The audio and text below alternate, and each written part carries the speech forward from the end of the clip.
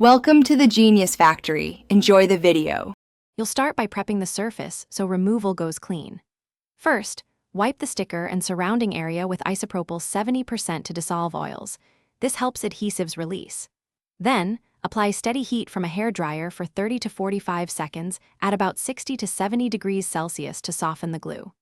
Once done, lift one corner using your fingernail or a thin plastic card.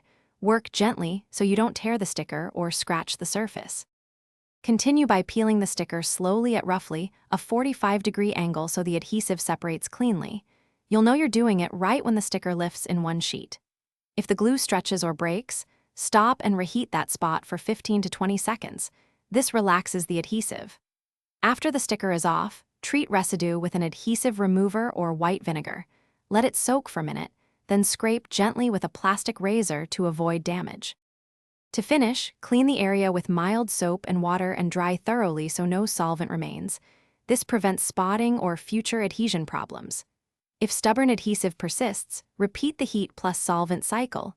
Heat first, then apply a small amount of remover and pull again.